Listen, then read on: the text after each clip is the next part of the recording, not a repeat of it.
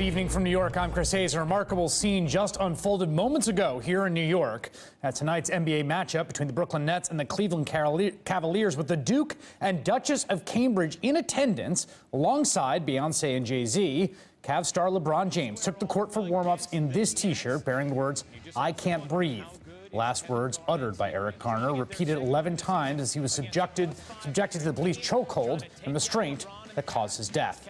Wasn't the only one wearing it. Multiple players on both teams donned the shirt in solidarity tonight. These Nets and Cavs players, latest in a series of pro athletes to invoke those words, which have become a rallying cry for nationwide protests against police brutality, including Chicago Bulls point guard Derrick Rose, in the NFL, the Detroit Lions' Reggie Bush, and the Cleveland Browns' Johnson Badamosi. It's been 5 days since the Staten Island grand jury decided not to indict New York police officer Daniel Pantaleo in Garner's death. And tonight marks the 6th consecutive nights of protests all over New York City, including right outside the Barclays Center in Brooklyn, where the Nets-Cavs game is underway right now with the royal couple inside. Today, some members of the New York City Council publicly joined the protest, with some even staging a die-in and blocking traffic outside City Hall. And the council speaker opened today's official meeting with remarks about Eric Garner. New York State Attorney General Eric Schneiderman is now calling for cases like Garner's involving civilian deaths at the hands of police to be investigated by his office instead of by local prosecutors in hopes of avoiding conflicts of interest. And a jaw-dropping report from the New York Daily News appears to support the sense shared by many that something is broken in the way the criminal justice system handles these cases.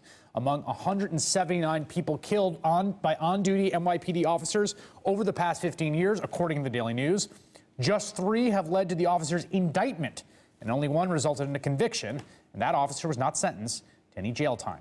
And that is just what's happening here in New York. In Cleveland, where LeBron James now plays, not far from the Akron, Ohio, where he grew up, the fallout continues from the death of Tamir Rice, the 12-year-old boy fatally shot by Cleveland police while holding an airsoft pellet gun on November 22nd.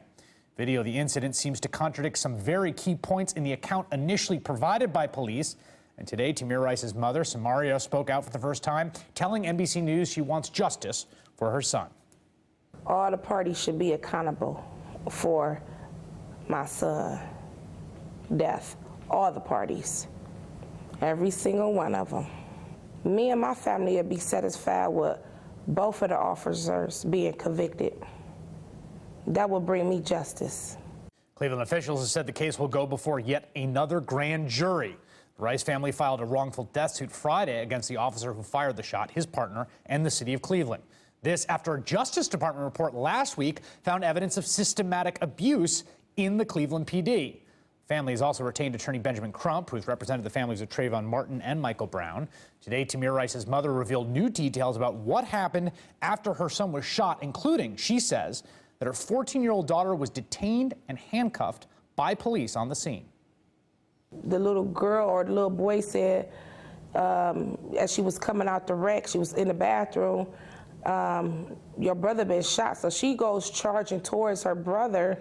They actually tackle her and put her in handcuffs. So that's how she ends up in handcuffs in the police car next to my son laying there. So she's actually looking at her brother dying before her eyes. We contacted the Cleveland police late today for a response to those allegations. Have not yet heard back. We will update you tomorrow if we do. Meanwhile, less than a mile from where that basketball game tonight is underway in Brooklyn, a funeral was held over the weekend for the latest victim of a shooting by the NYPD, 28-year-old Kai Gurley, who was unarmed when he was shot by a rookie officer in the stairwell of a Brooklyn housing project on November 20th.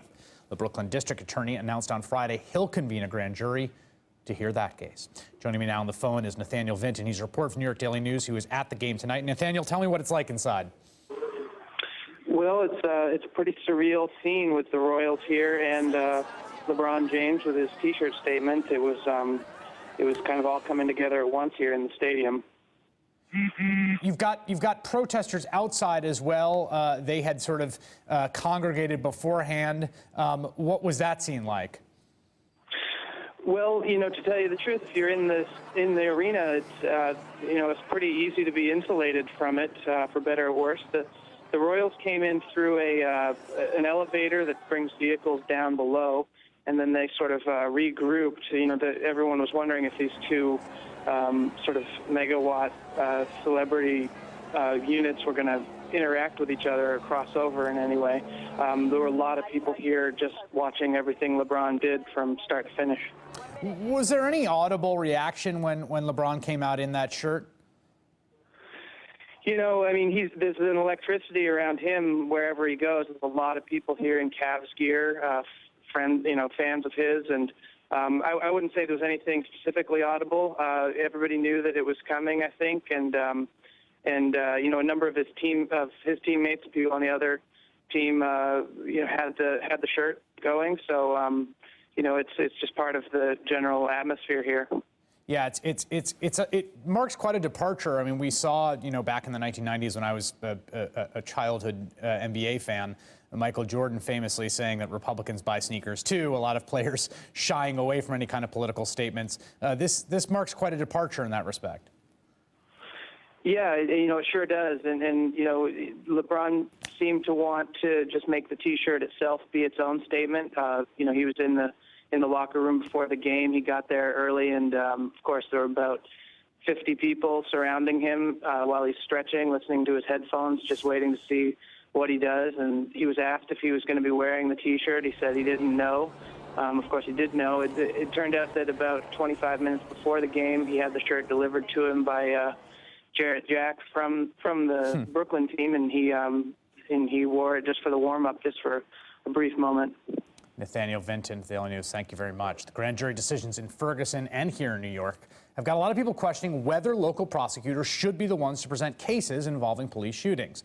Can those prosecutors adequately represent the interests of victims when they frequently work with law enforcement officers and depend upon them every day to build their cases? Well, enter New York State Attorney General Eric Schneiderman, who wants someone else to handle police shootings, specifically himself. Wrote a letter to Governor Andrew Cuomo today calling for an executive order that would supersede local district attorneys, handing the investigation and prosecution of police cases over to the state attorney general's office. I spoke to Attorney General Schneiderman. I asked him if he'd explain exactly what he's asking for from the governor. What I've done today is send a letter to the governor, first of all, committing myself to working with him and the members of the legislature to reform the law that needs to be reformed at the state level very badly. Our laws relating to the process for prosecuting misconduct by police officers need to be rewritten, and asking in the interim that he do the only thing we can do immediately, which is to designate my office, the Office of the Attorney General, and this is the only office he can designate to do this, to take over, pending this litigation, this legislation being passed, take over all cases of deaths caused by police officers in the line of duty of unarmed civilians. A very narrow set of cases, but it is an immediate step to restore public confidence, and I've asked for an order that will expire when he and the legislature rewrite the laws that badly need to be rewritten in New York and to set an example for the country. So anytime a politician is saying, I want you to give my office more power, obviously there's going to be some skepticism around that. So, I mean, why is your office the right office to do this? Well, the only office in the state that the governor under our state law is empowered to to take over a case from a district attorney is the Attorney General. It's been done in the past on a variety of occasions. The famous Knapp Commission prosecution that was in the movie Serpico was because Governor Nelson Rockefeller directed the Attorney General to supersede the DAs and appoint a special prosecutor. The Attorney General's office is the only office that can do this, and we have 13 offices around the state. We can certainly provide people to work on a case that do not have direct contact or need to have further contact with the local police department at issue. It's just a common sense approach. I am answerable to the people of the state in all the counties, and I think the public confidence is shot in the ability of our local DAs, who do a great job, by the way, and I don't think that there is the reality of bias to the degree that which a lot of people are contending, but the public perception is created this wedge between people and the police, and it's very dangerous to have the people of a city or a state feel that they can't trust the police. They have to come forward as witnesses. They have to trust their police officers. The NYPD is a great department. We have a great commissioner making reforms. But all across America, people are asking the question, how do we ensure that there's an independent arbiter when there are accusations of something as serious as death caused by a police officer acting in the line of duty? And I think this is just a step towards restoring confidence, Felix Frankfurter famously said, justice must satisfy the perception of justice. And this is an effort to restore that. Knowing what you know now, and given the result that came out of that Staten Island grand jury under the office of Dan Donovan, should the governor have taken this step before the grand jury was impaneled in Staten Island? Well, I don't want to second guess that. One of the things that needs to be addressed in New York and in some other states as well is the completely opaque grand jury process. We have some of the toughest laws in the country on making it impossible for anyone to know what goes on in a grand jury. And that, I think anyone who says they think Dan Donovan did or didn't do a proper job, they can't know because they can't get access to the information. As we saw in Missouri, other states have different laws. But when the legislature and the governor get to work on this, one of the issues they have to address is this black box of the grand jury in New York, which has very tough secrecy laws. Ultimately, what you would like to see is a legislative solution that essentially creates some kind of independent office that these cases are automatically fed to. Well, it has to deal with the law that is in several different areas. If Dan Donovan had gone to a court in New York and said, you know what, the appearance of impropriety here, I just want to create the right impression and keep public confidence, Judge, would you please appoint another DA or another person to prosecute? He would have been turned down under the current law in the state of New York. We have to have a safety valve in these situations. Under current law, the only office that the governor can direct to take this action is my office. These are not cases that anyone looks forward to having, but we are prepared to be a part of that solution. And also, by taking this step, we think that it will send a message to the legislature that we're all serious about this and we're not going to put up with inaction in the upcoming legislative session. New York Attorney General Eric Schneiderman. Great, thanks. Last week, Rolling Stone apologized to its readers for its flawed reporting in its bombshell report of rape allegations at the University of Virginia. Now, the ugly backlash against the accuser has begun. That's ahead.